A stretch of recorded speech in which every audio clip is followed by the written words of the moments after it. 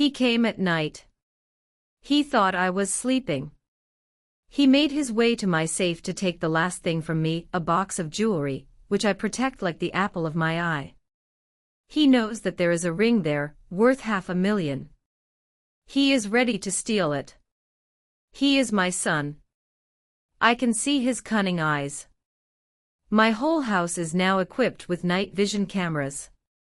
He will fall into a trap, but for now he is a scoundrel. He came to rob the house of his 73-year-old mother. Girls, no matter how much you love your children, be prepared for the fact that they can deal you the biggest blow in your life. You say that children do not love poor mothers. They are ready to put the rich in a mental hospital, poison them, and put them to sleep, just to take their money. If you are listening to my story, subscribe to my channel and write where you are listening to me from. I am Kate Brixon. I am 73 years old, but I feel 40. All thanks to vitamins, gardening, and daily jogging. I used to overcome 10-kilometer marathons.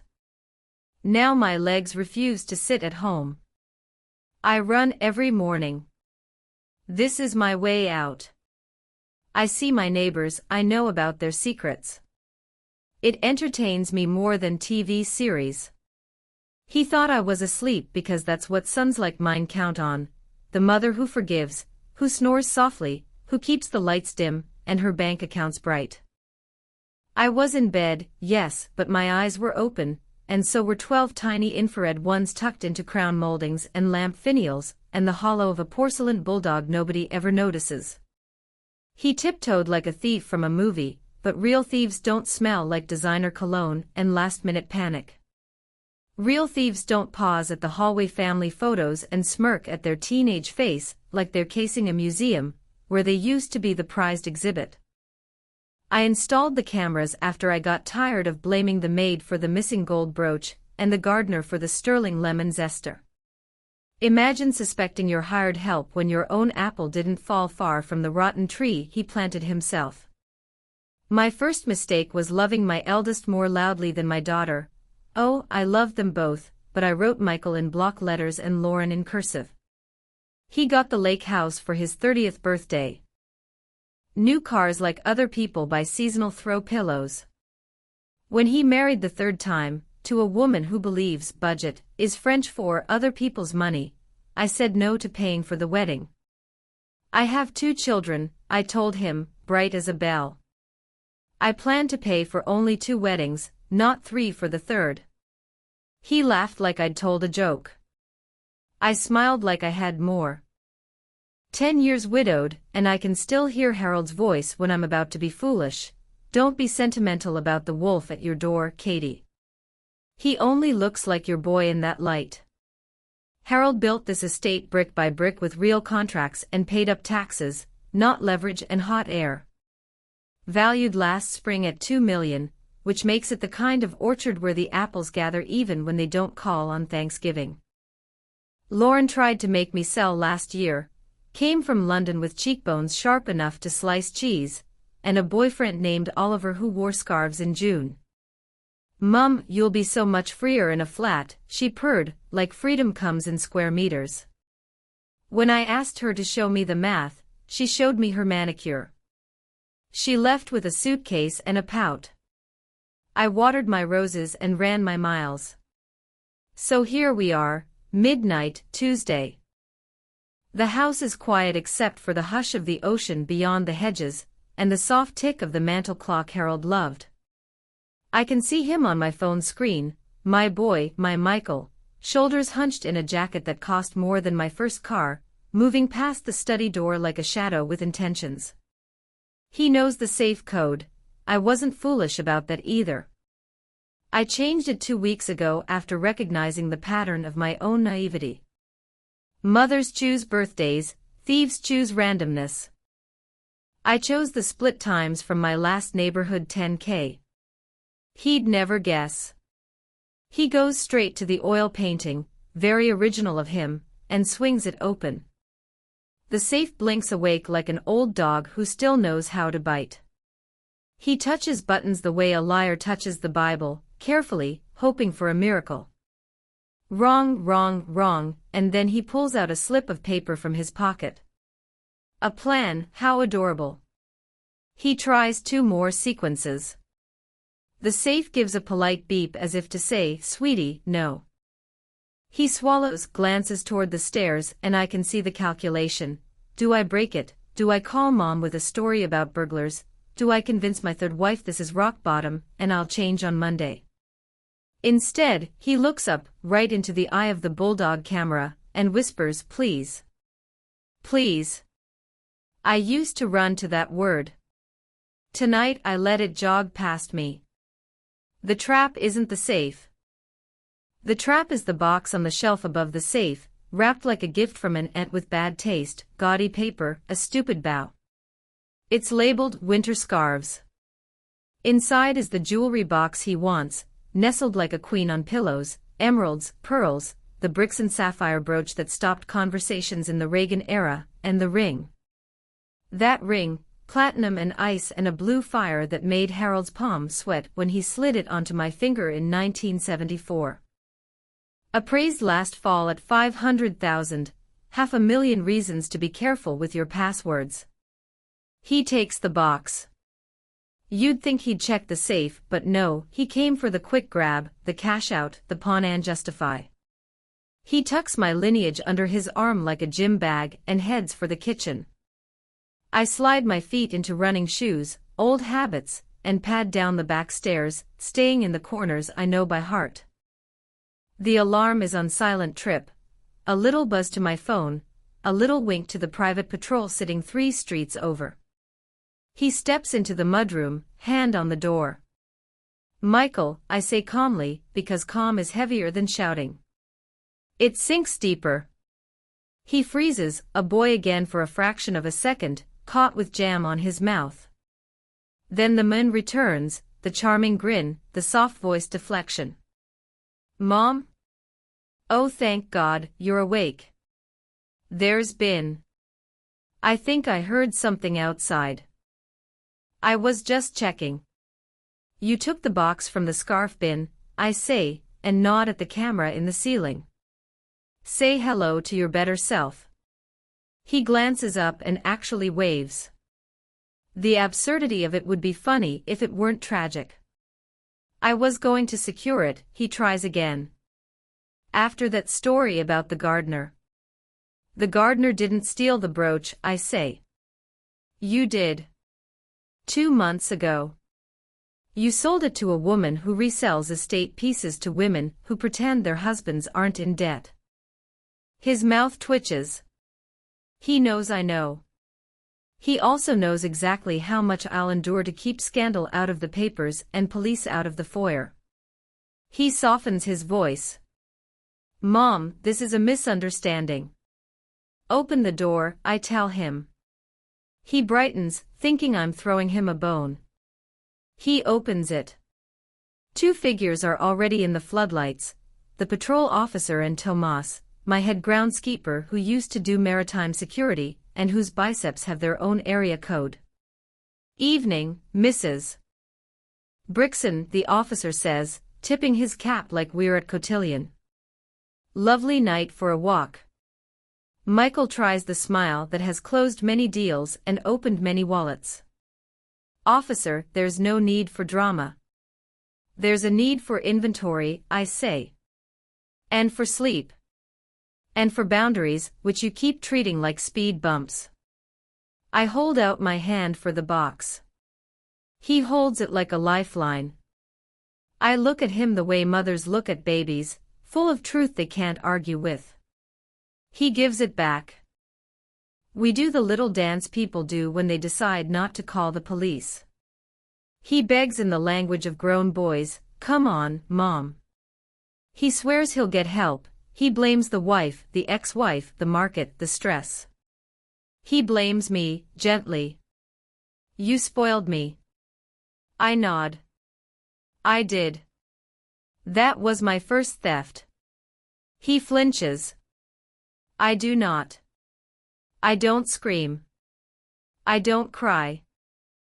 I sign the patrol log and send him out with nothing but his car keys, and the knowledge that the cameras are staying and the code is changing again, and I'm done playing ATM, Tomas watches him to the driveway. Mothers watch out windows, men like Tomas watch hands. When the house stills, I take the jewelry box to my bedroom and put it on the quilt I've mended a dozen times. I open it and let the stones breathe. The ring winks up at me, as if to say, "You did well. I've survived recessions and divorces, and now I've survived your son." I slide it onto my finger and it's colder than I remember. Solid, though. Real. I've always loved real. The next morning, my legs are restless, so I run. The neighborhood looks different after a midnight almost robbery. Every mailbox is a suspect, every hedge could hide a disappointment. I wave to Mrs. Hargrave, who pretends she doesn't see her Pilates instructor's car in her driveway at dawn. I nod to the mayor's wife walking a dog that isn't theirs. Secrets are community glue. I am done being the glue and ready to be the solvent. His text arrives at 8:12 a.m. "Mom, can we talk?" I'm sorry. Then a second one. I have a business opportunity, low risk, high upside, cardboard packaging. Amazon's going to need local suppliers. I'll come by at 10. As if the night were a rehearsal and the morning is opening night for a better script. I answer, "Bring a business plan."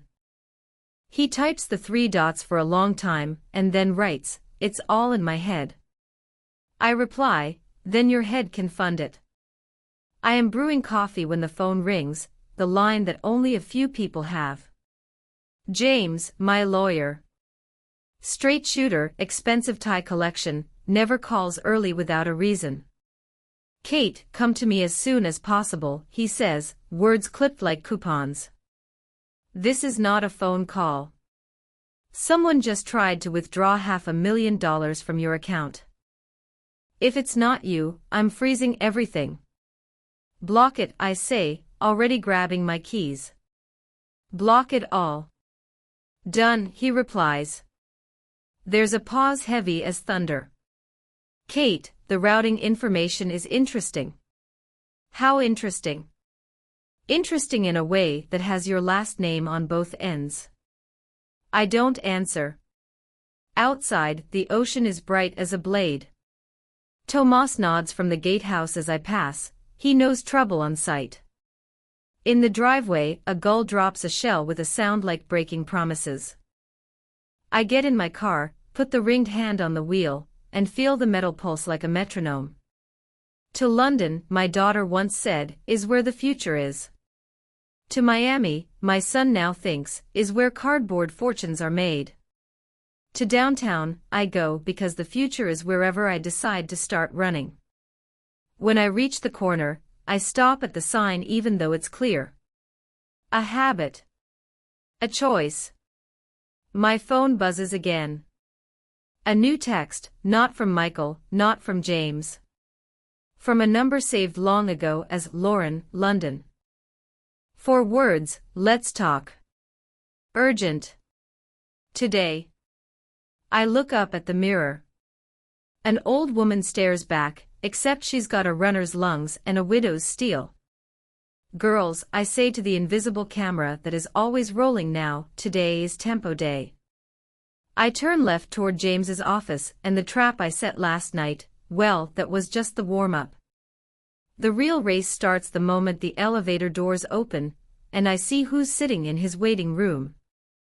James's office smells like money that doesn't apologize for itself, leather, oak polish, and just a whisper of smug cologne.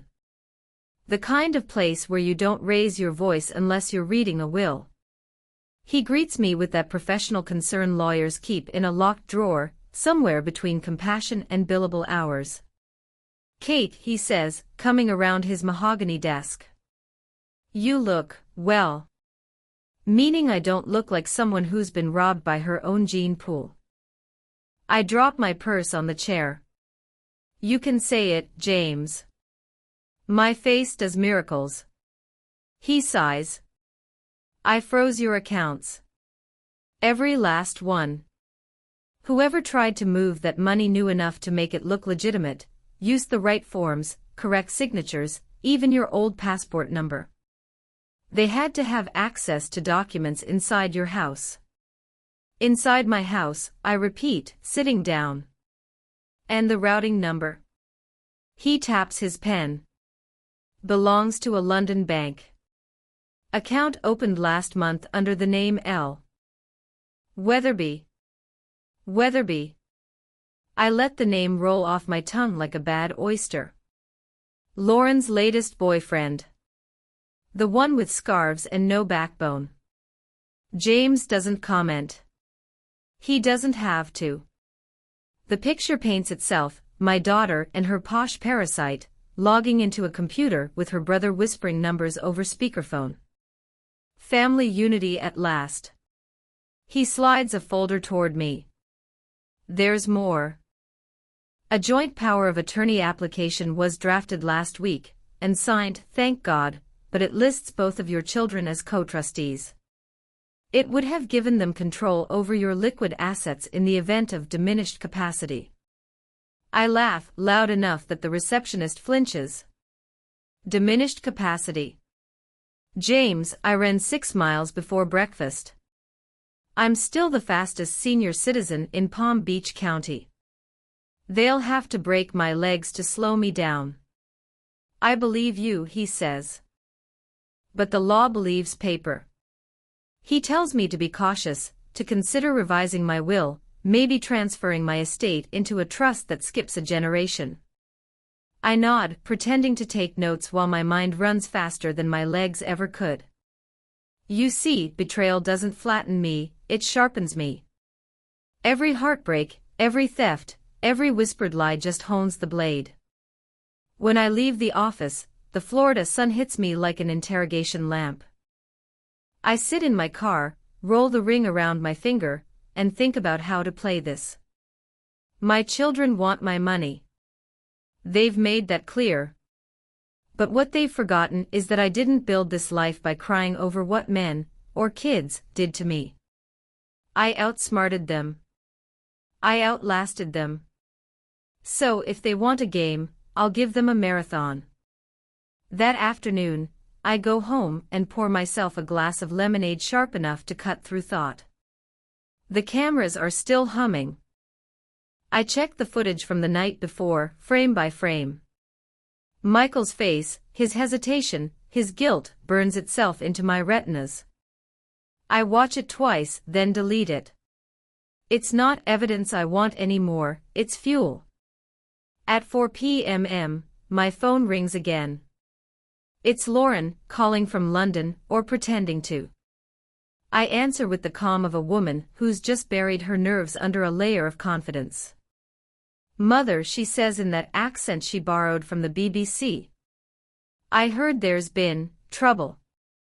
News travels faster than shame, doesn't it? I sip. You mean the attempted robbery or the attempted financial assassination? Oh, Mum, you make everything sound so dramatic. I learned it from your father. He used to say, when someone wants your money, the least you can do is make them work for it. So, sweetheart, tell me, how's Oliver Weatherby? Still allergic to employment? She pauses. We've been working on a startup, actually. Let me guess, importing cardboard from Miami.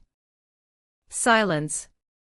A thick, guilty silence that tells me everything James already did.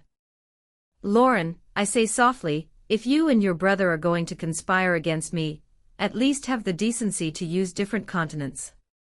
It's lazy to commit financial fraud in the same fiscal quarter. She inhales sharply. Mum, it's not what you think. We were just exploring options. You've got all this money sitting there and you live alone. We worry about you. Oh, that's sweet, I say. You worry so much you nearly wired $500,000 to a man who couldn't balance a checkbook if his scarf depended on it. That's motherly devotion in reverse. Mum, please. Don't be cruel. I lean back, smile. Cruel would be calling the FBI. I'm just being educational. When I hang up, the plan begins forming in my mind, neat and symmetrical as one of Harold's architectural blueprints. They think they're playing chess. I'm about to introduce them to track and field. That night, I cook myself a light dinner, grilled salmon, steamed asparagus, and one small revenge. I open the safe, retrieve the jewelry box, and remove the ring. I photograph it under perfect lighting, every sparkle captured. Then I upload the photos to a private auction site under the pseudonym, Running Widow 73. Starting bid, $1. I won't sell it of course, but my children will believe I did. The next step, a phone call. Not to the police, not yet. To Maria, the realtor friend who owes me one after I covered her during that scandal with the mayor's brother. Maria, I tell her, I'm thinking of selling the estate. Quietly. Cash only. Can you leak that to someone trustworthy enough to make noise? She hesitates. Kate, are you serious? Serious as a will revision, I say. Just start the rumor. By morning, half of Palm Beach will think I'm downsizing. By noon, my daughter will hear. By dinner, my son will call. It's like tossing breadcrumbs for pigeons, you just have to wait for the wings. Sure enough, the first text comes at 10:47 a.m. Mom, please don't sell the house. Let's talk. Then Lauren, Mom, you can't just liquidate everything without telling us. You're not thinking clearly. Not thinking clearly. The same words they'd use in court to prove diminished capacity. I laugh out loud, watering my roses as if nothing in the world were burning. At noon, Michael shows up at my gate. His car, a ridiculous Italian beast, glints in the sun like a warning sign. I watch him from my porch camera. He buzzes once, twice, then yells, Mom, come on. Open up. I don't. He paces, calls, texts. You can't ignore me forever. That's the beauty of cameras, you can ignore anyone forever while watching them sweat. When he finally drives off, I go inside, take a long shower, and draft a new will. This one leaves everything not to my children, but to a foundation I just invented, the Brixon Endurance Trust. Purpose: to fund scholarships for women over 60 who've been betrayed by family and still want to run marathons, or just run their lives. I smile as I print it, the ink drying like finality. That night, I take one more step. I open my laptop and record a video. The same camera angle as always, soft light, warm tone. My subscribers love my stories, especially the ones about resilience and revenge. Good evening, girls, I begin. Tonight, we're talking about boundaries. How to draw them, how to reinforce them, and how to electrify them if necessary. Suppose someone close to you, someone you gave life to, decides that your life is worth more without you in it. What do? You don't cry. You don't plead. You lace up your shoes, you breathe, and you start your own kind of marathon. I wink at the camera. Don't worry, I'll tell you how it ends. But first, let's stretch. The comments start flooding in within minutes, hearts, applause, words like queen, icon, legend. They don't know the half of it yet. But they will. Because tomorrow, the real race begins. And someone, maybe two someones, will be sprinting for the border before I'm through. The next morning dawned like an omen, pink sky, too soft, too deceitful. I brewed my coffee extra strong and opened the blinds. The roses looked smug, as if they'd been watching me orchestrate chaos and approved. When I stepped outside, I saw an unfamiliar car parked across the street. Navy blue, windows tinted like a politician's conscience. Someone was watching. I could feel it. But that didn't scare me. I've been watched all my life by men, by neighbors, by my own children waiting for me to die gracefully and profitably. I smiled at the car and waved. It didn't move. Let them look. By 9 a.m. my phone started buzzing like a wasp nest. First, a message from Michael. Mom, can we start over? I've been thinking about the company. I found investors. We just need collateral. Collateral. That's what I am to him, a walking credit score in pearls. Then Lauren called, and because I was feeling theatrical, I answered. Mother, she said, voice tight as her London accent. Michael told me you're selling the house. Is that true? It's under consideration, I said, sipping my coffee. You know how trends go. People my age are supposed to downsize. Move into something manageable. Maybe a cozy little villa in Lisbon. I hear the taxes are better. You're joking. I rarely joke about Portugal. Mother, listen to me, this is rash. You're upset. You're not thinking clearly. There it was again. Not thinking clearly. I almost laughed.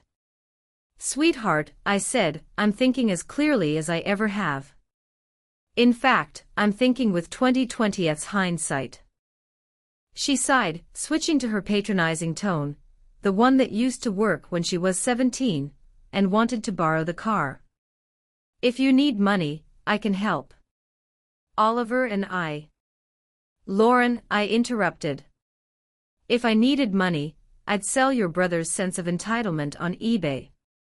I'd make millions. She hung up. Oh, I loved that sound, silence earned through precision. By noon, Maria texted me a photo. A local gossip page had picked up the rumor, socialite widow to sell Palm Beach estate, sources say health concerns. Health concerns. Delicious. My children would salivate over that line like sharks smelling blood in the water. I went to the kitchen, fed the cat, and then opened my laptop. If they were watching, I'd give them a show. I typed an email addressed to my lawyer James.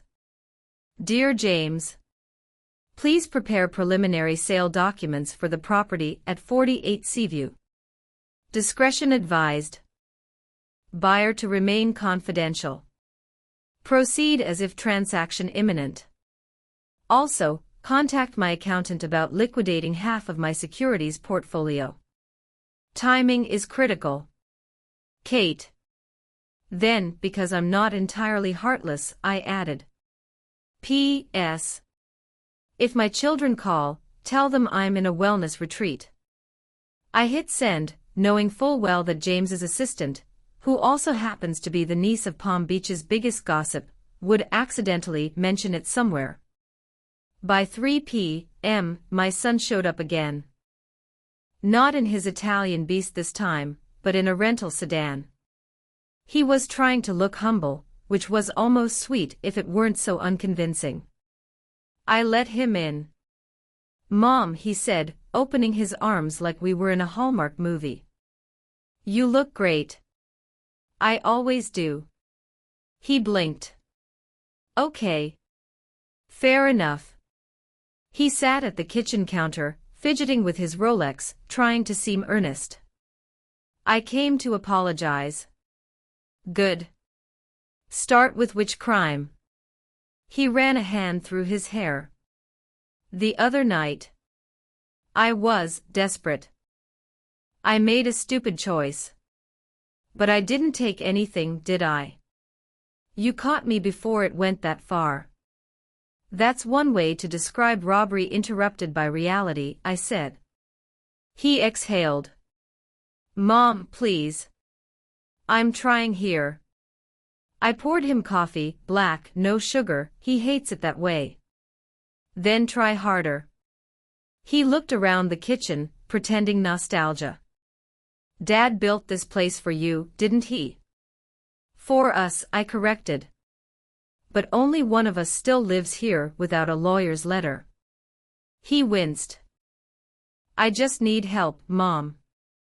I found this supplier who can get raw cardboard for pennies on the dollar. It's a guaranteed return.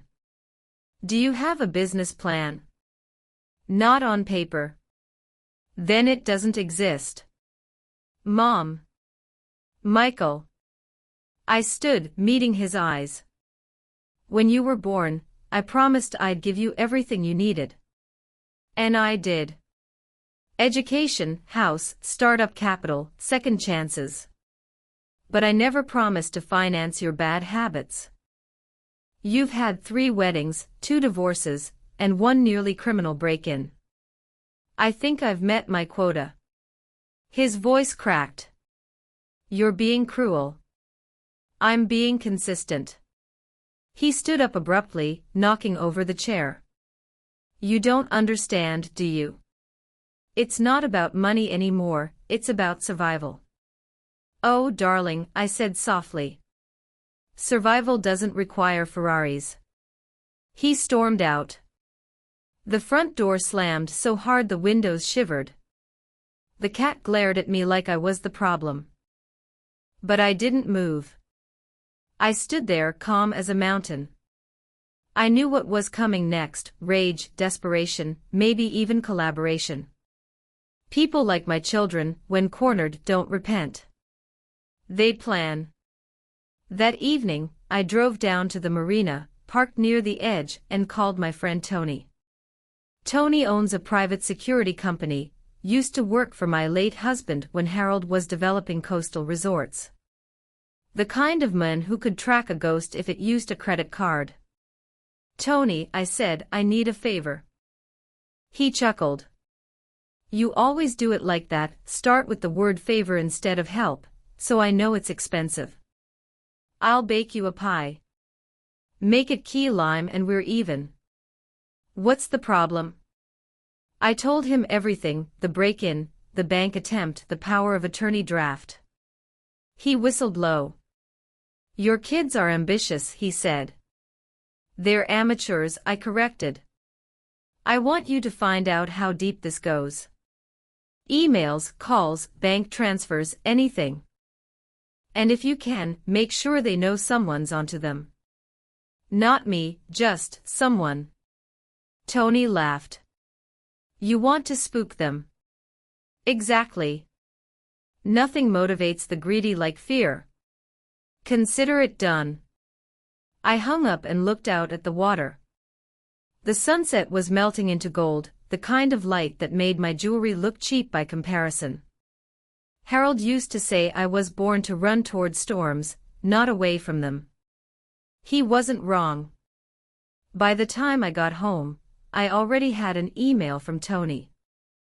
A few preliminary findings: encrypted messages between Lauren and Michael, references to finalizing papers, and one chilling line from my daughter: once she's declared incompetent, the assets are ours.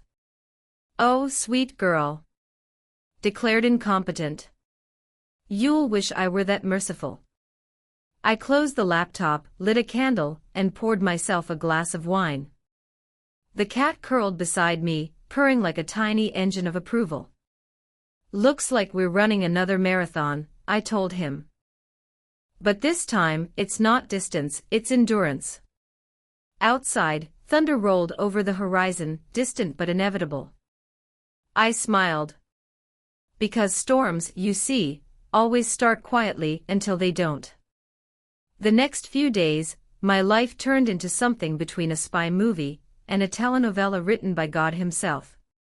Every morning, I jogged along the boardwalk with my phone tucked in my pocket, pretending I was just another cheerful retiree getting her steps in.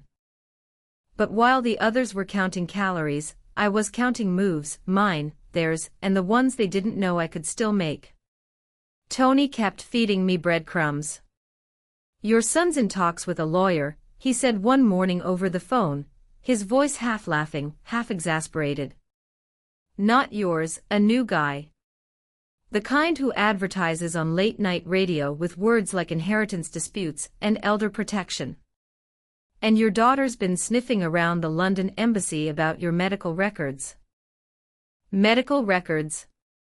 I said, watering my roses with one hand, clutching my mug with the other. She's creative. I'll give her that. Kate, he said, they're gearing up to prove you unfit. Then I'd better make myself unforgettable, I said, and hung up. That afternoon, I put on my best running gear, neon sneakers, fitted windbreaker, a headband that screamed, "Woman in Control," and filmed a video for my subscribers. I called it How to Outsmart Your Own Family. Girls, I said, smiling straight into the camera, today's tip is about self-reliance. You see, when people start doubting your mind, you make sure the whole world sees it shining. Go out, run, dance, cook, show receipts, not excuses. And remember, if they want you in a nursing home, make sure the only home you enter is the one you own. It got 2 million views in 24 hours. The comments section was on fire. Women from Ohio to New Delhi were cheering me on. Someone even messaged, "Kate, if you ever run for office, I'll vote for you twice." That video was my first strike. My children wanted to label me senile. I'd make myself a sensation instead. The second strike was subtler. I called my banker, a quiet man named Raoul, who had a soft spot for my blueberry muffins. "Raoul, darling," I said, "I'm starting a new project, a foundation, remember? I want to move most of my liquid assets there. Quietly. Confidentially. Of course, Mrs.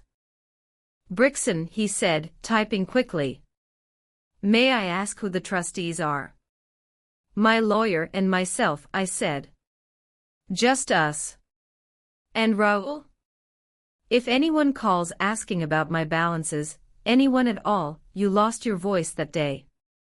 "Understood." He chuckled nervously. "Understood." Within 48 hours, my money was locked tighter than a submarine door. Meanwhile, Michael grew restless. He called, texted, emailed, every message dripping with fake sincerity. "Mom, I can't sleep knowing you're upset. Mom, you're being manipulated. Mom, don't do anything crazy." Crazy. Another favorite word. They thought if they said it enough, it would stick to me like lint. So I leaned into it. I called him back one evening, just before sunset. "Michael," I said sweetly, "I've decided to take a trip." "A trip," he repeated, cautious. "Where?" "Oh, nowhere far. Just someplace quiet to think. Maybe Europe. Maybe somewhere tropical. I might even sell the house while I'm gone." "You can't just, Mom, this is irrational." "Irrational?" I said. "That's the spirit, dear. I'm 73, I've earned the right to be irrational." He sputtered. "At least tell me where you're staying." "Oh, you'll know," I said. "Eventually." Then I hung up, poured myself another glass of wine, and laughed until my cat gave me the side eye. That night, Tony called again. "You were right to lock things down," he said. "Your son's been trying to hack into your online accounts. Your daughter's calling mutual friends, asking about your state of mind. And get this, someone tried to hire a private investigator to follow you. Guess who paid the deposit?" "Michael," I said. "Bingo. Do you want me to intercept him?" I thought for a moment. No. Let him follow me. In fact, I'll make his job interesting. The next day, I began my performance. I wore big sunglasses, carried notebooks, took long phone calls in the garden where I knew the microphones could catch my voice. I said things like, "Yes, the transfer must happen soon," and "make sure the courier understands discretion." One afternoon, I even left a note on the kitchen counter where any intruder could find it. It said simply, The shipment arrives Friday. Make sure the vault is clear. There was no vault. But they didn't know that. Friday came. I scheduled a fake estate sale. Maria helped with the listing, of course, and I invited every gossip columnist within 50 miles. Mrs. Brixon is selling her legacy, one headline read. Sources say mental health may be in decline. Perfect. Let them think I'm halfway to the madhouse, it makes the comeback so much sweeter. By noon, the street was lined with cars. Curious neighbors, bargain hunters, and a few familiar faces trying too hard not to be recognized. I saw Michael standing at the end of the driveway, pretending to be on the phone, and Lauren's friend from high school, probably sent to report back. I strolled around the lawn like a queen in exile, greeting everyone, letting them see the sparkle in my eyes. Everything must go, I declared. Except my dignity. That one's not for sale. By the end of the day, I'd sold nothing of real value, just old chairs and Harold's cracked golf clubs, but the news had spread. Poor Kate, they whispered. She's losing it. Good. That was exactly what I wanted them to think. That evening, I got a call from Tony again. It worked, he said. Your daughter just booked a flight from London. First class. She'll be there tomorrow night. Perfect, I said. And my son? He's been making phone calls. Looks like he's trying to get power of attorney drafted, fast. I smiled, slow and sharp. Let him. By the time he's done, I'll have something better signed. Tony hesitated. Kate, what exactly are you planning? Justice, I said. Old-fashioned, mother-approved justice. That night, as I packed a small suitcase, I caught my reflection in the mirror. The woman looking back wasn't fragile. She wasn't confused. She was focused, dangerous, and entirely awake. Girls, I whispered to the reflection, if your children ever think you're the prey, remind them who taught them how to hunt. Outside, lightning flashed over the ocean, slicing the horizon in two. I smiled. The storm was arriving right on schedule. Tomorrow both of my children would be under my roof again, greedy, suspicious, certain they'd outsmarted me. And that, my darlings, would be their first and final mistake. They both arrived on the same day, though neither planned it that way. I watched from the upstairs window as Michael's sleek black rental pulled into the driveway first, his tires crunching on the gravel like teeth grinding. Not 20 minutes later, Lauren's cab rolled up behind him, the driver unloading luggage that cost more than most people's first homes. The universe, it seemed, had a wicked sense of humor and excellent timing. I let them stew in the foyer for a few minutes. Nothing unites enemies faster than shared impatience. From the top of the stairs, I could hear their voices, tense, brittle. What are you doing here? Michael snapped. I might ask you the same, Lauren shot back. I flew halfway across the Atlantic to stop Mother from doing something ridiculous. Oh, please, he said. You're here because you think she's lost it, and you want to make sure you get what's left. Projection suits you, dear brother. That was my cue. I descended the stairs with deliberate calm, wearing my favorite ivory suit, the one Harold bought me for our 30th anniversary, and a pearl brooch that gleamed like a challenge. My cat followed behind me like a furry bodyguard. Children, I said, smiling sweetly. You made it. How touching. Family reunions are so rare these days. Lauren blinked.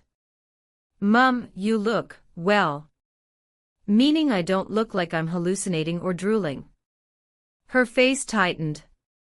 That's not what I meant. Michael stepped forward. Mom, we need to talk. Privately. Oh, darling, I said. Everything in this house is private. Including the microphones. He froze, not sure whether I was joking. I wasn't. We moved into the parlor, where sunlight poured through the tall windows, making the dust motes look like suspended secrets. I sat in Harold's old armchair, the seat of judgment, and gestured for them to sit across from me like schoolchildren awaiting their report cards. So I began, folding my hands. Which one of you tried to drain my account last week? Lauren gasped, indignant. Mum. How could you? Don't, I interrupted. You're not auditioning for Downton Abbey. Save the performance for Oliver. He's the one who opened the account, isn't he? Her mouth fell open. That was answer enough. I turned to Michael. And you, dear boy, what's your excuse for breaking into your mother's house?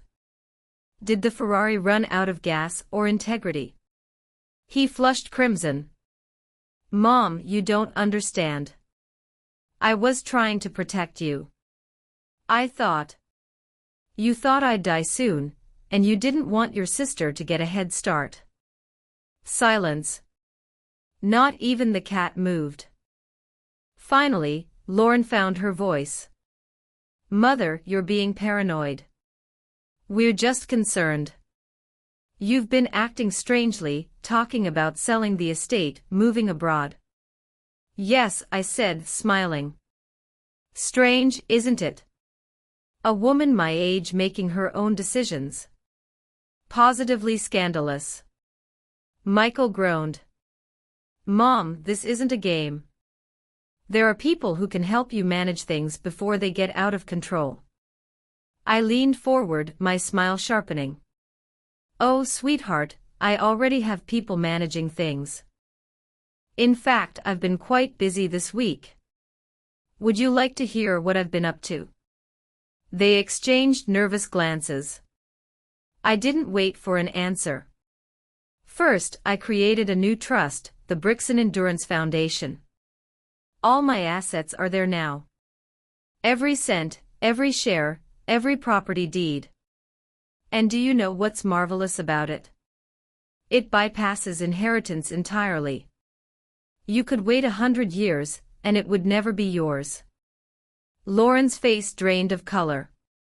Mum, you can't do that. Oh, I can, I said. And I did. Michael clenched his fists. You're trying to punish us. I'm trying to educate you, I said. You both forgot what honesty looks like, so I decided to reintroduce it. Mom, please, he said, lowering his voice, playing at tenderness. We're family. We can fix this. I stood up, walked to the window, and looked out at the sea. Family, I said quietly.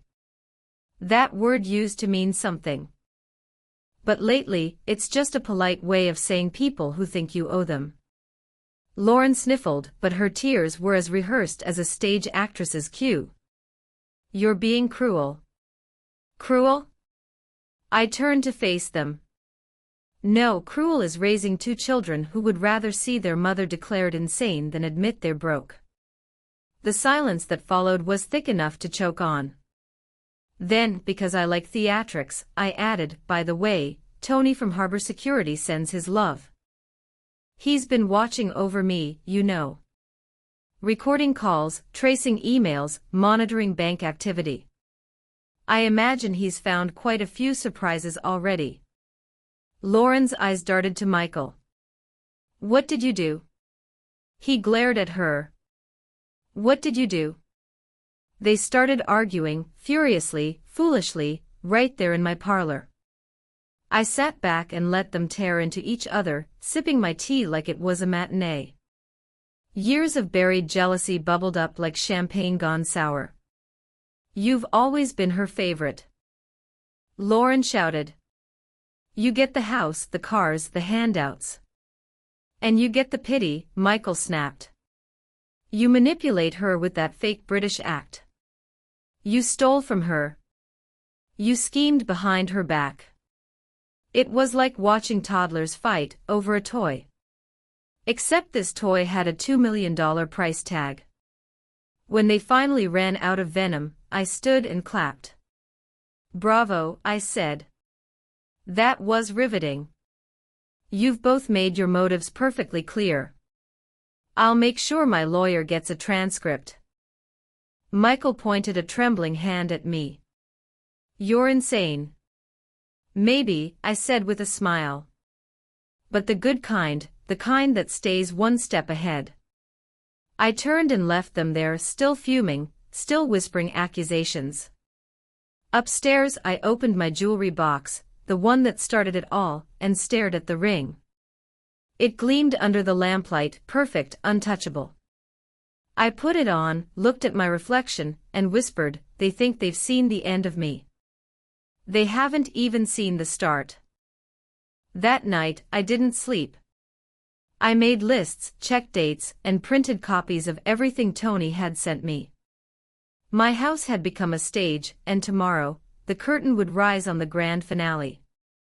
Because if they wanted to prove I'd lost my mind, I'd give them a spectacle so brilliant they'd wish I had. Morning broke with a stillness that felt almost staged. The ocean was glassy, the air too calm, the kind of day when even the wind holds its breath to see what happens next. I woke before dawn, already dressed, hair pinned, pearls on, wore paint for the civilized. Downstairs, the house smelled of lavender polish and old money about to make a point. I had coffee brewing when the doorbell rang. Punctual as sin. Michael first, then Lauren right behind him. They were quieter today, conspiratorial, careful. That told me everything. They'd talked during the night, probably schemed, probably decided that the only way to handle me was together. They'd never been able to cooperate as children, but greed makes excellent glue. "Good morning," I said cheerfully, opening the door. "Back for round 2. Lauren forced a smile. "We thought we might start fresh. Yesterday got emotional." "Yes," I said. "Emotion does that.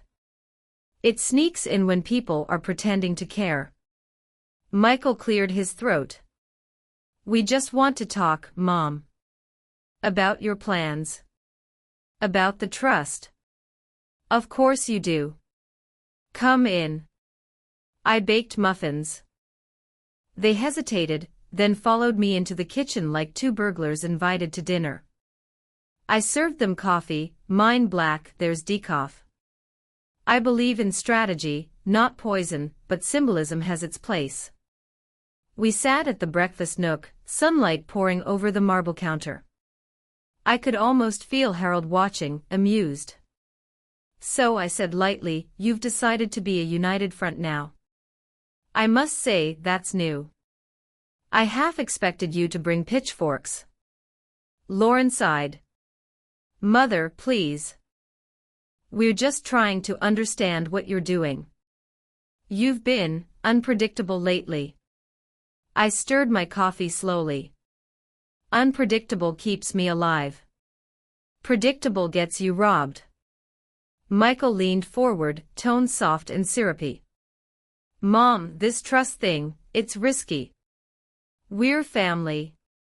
You don't need to hide your money from us." "I'm not hiding it," I said. "I'm preserving it. From termites."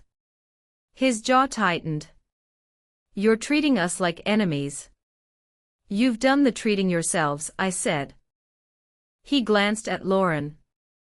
She took a breath, putting on her best lawyer-in-training expression.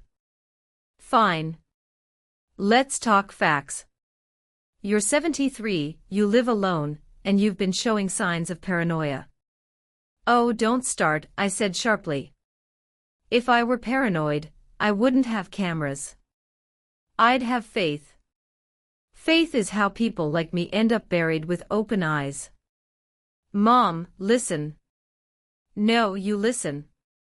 I stood up, voice clear and steady. "You two think I'm an obstacle between you and a fortune. But here's the thing, you're not the heirs anymore. You're the example. My story's already out there, you know. Millions of women follow me now.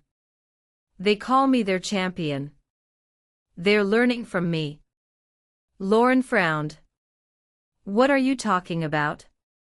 Didn't you check my channel? I smiled. Oh, that's right, you were too busy forging documents.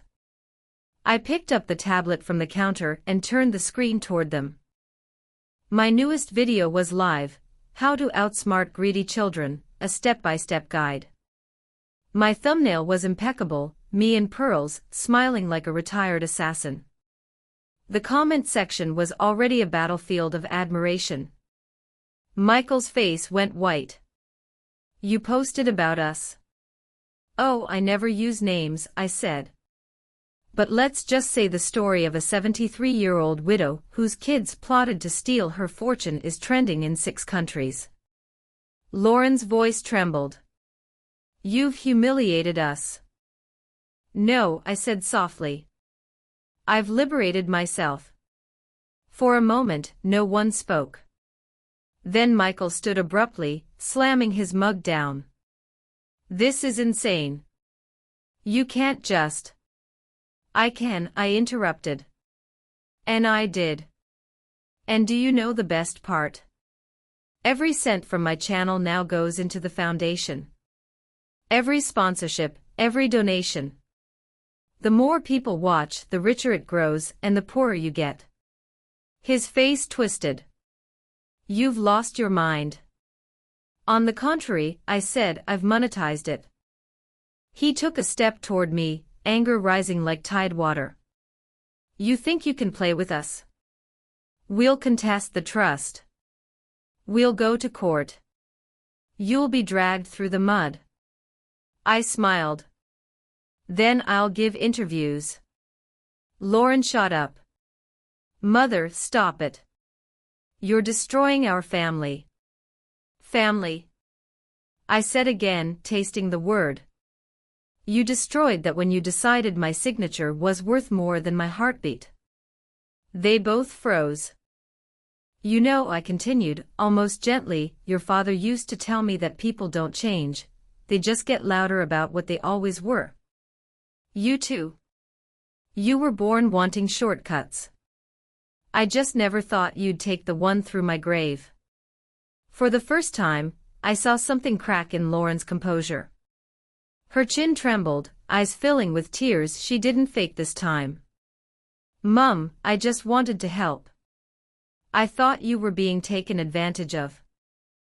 Oh, sweetheart, I said, I am being taken advantage of by my own blood. I turned to Michael. And you, my golden boy. How's that cardboard empire coming along?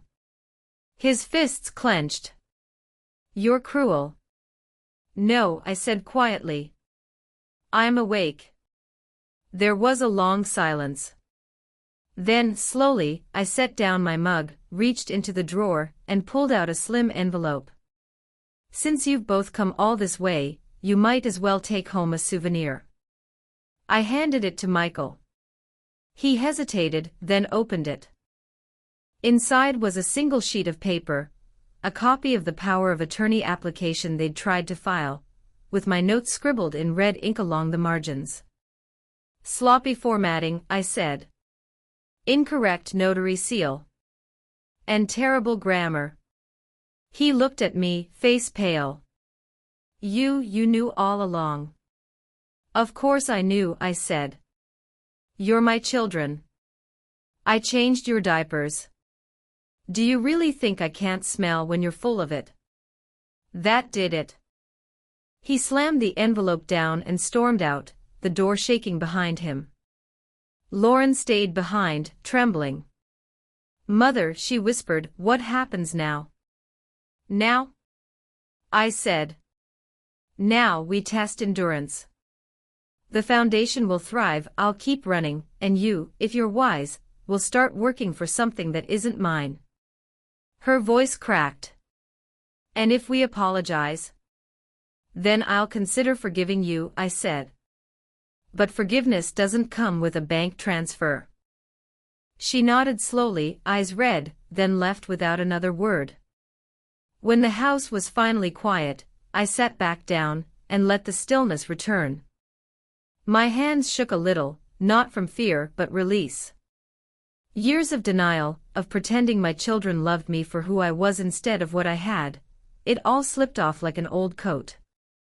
The cat jumped onto my lap purring. "We did it," I whispered. "And we did it beautifully." Then my phone buzzed. "Tony." "Well?" he asked. "They're gone," I said. "For now." "You sure you don't want me to press charges?" I looked out at the sea, waves curling like commas at the edge of my story. "No," I said. "Let them run. Sometimes the best punishment is distance." He chuckled. "You're a legend, Kate." "I prefer survivor," I said. When I hung up, I walked outside, the evening air cool and sharp. The sky was turning violet, my roses catching the last gold of the sun. I thought of Harold, of the woman I'd been when he died, lonely, soft, too eager to please. She was gone now. In her place stood someone harder, wiser, and finally, free. I wasn't just surviving my children's betrayal. I was rewriting the rules for every woman who'd ever been called crazy for protecting what was hers. And tomorrow, I'd tell that story, live in front of a million strangers who knew my name but none of my shame. Because revenge, my darlings, doesn't have to be violent. Sometimes it's just being alive and louder than ever.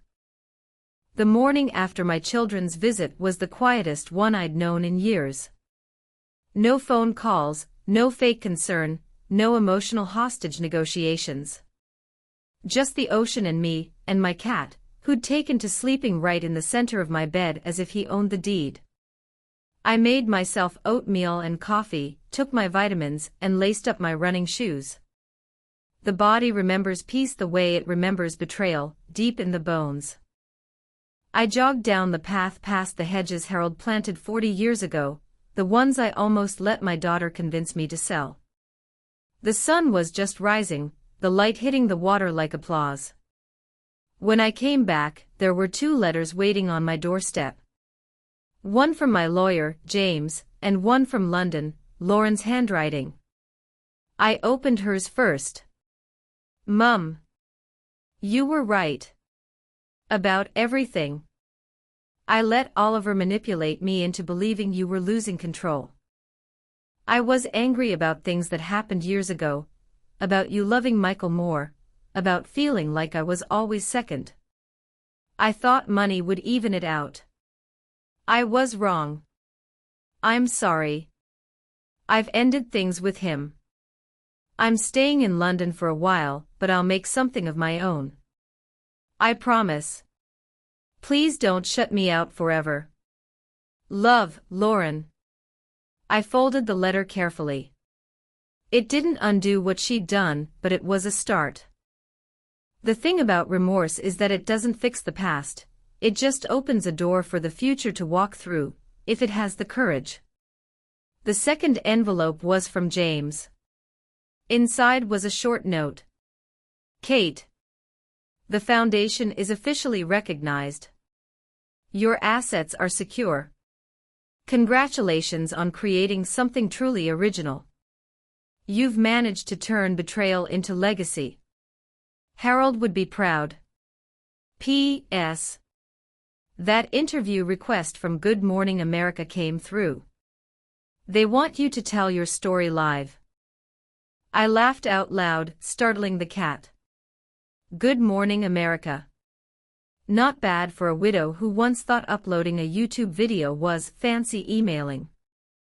I called James. "Tell them yes," I said. "But only if they spell my name right. I don't do national television for free publicity unless it comes with proper grammar." He chuckled. That's our Kate. The interview happened a week later. They sent a car, makeup artist, and a young producer who looked at me like I was a mythical creature, somewhere between Wonder Woman and Grandma Moses. When the cameras rolled, I told my story. Not every detail but enough: the late-night break-in, the betrayal, the decision to fight back not with fear but with wit.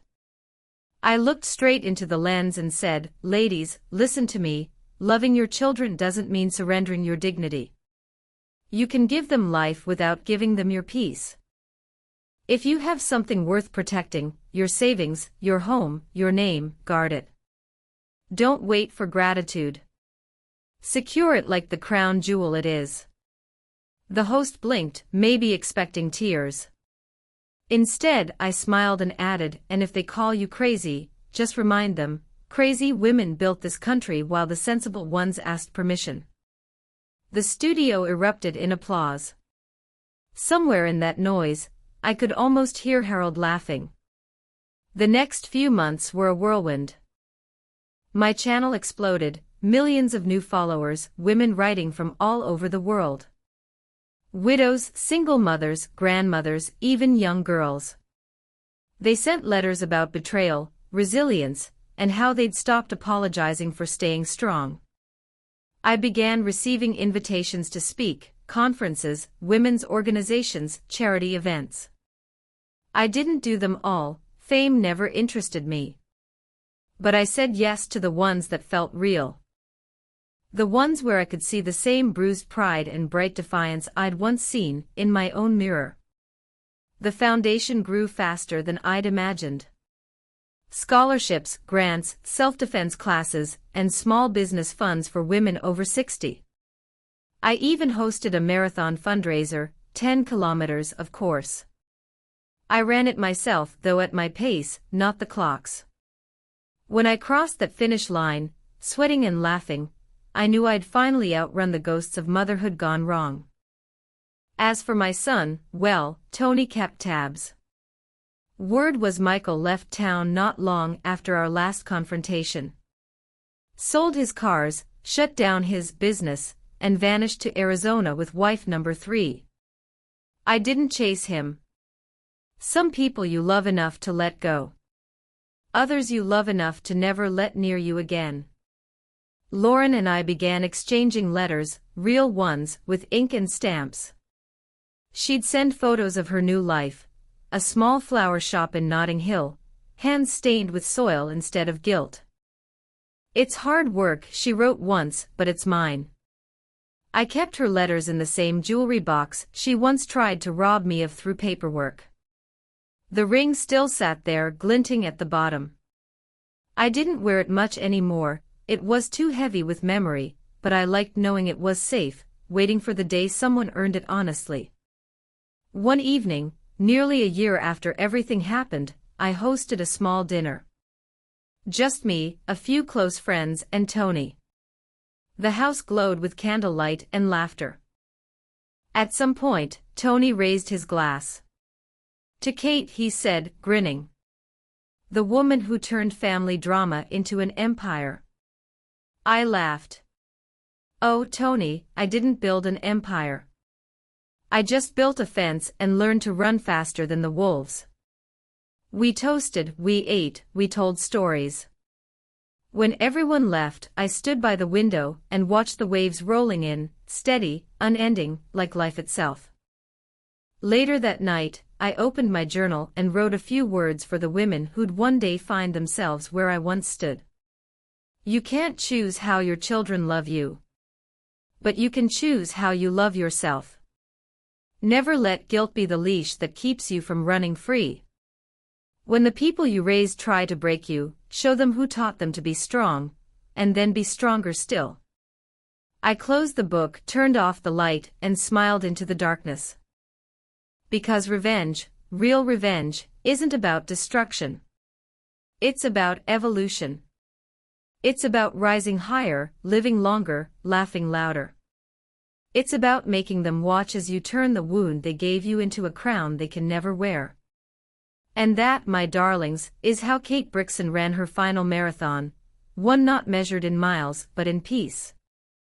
The finish line was freedom. And I crossed it alone, strong, steady, and smiling.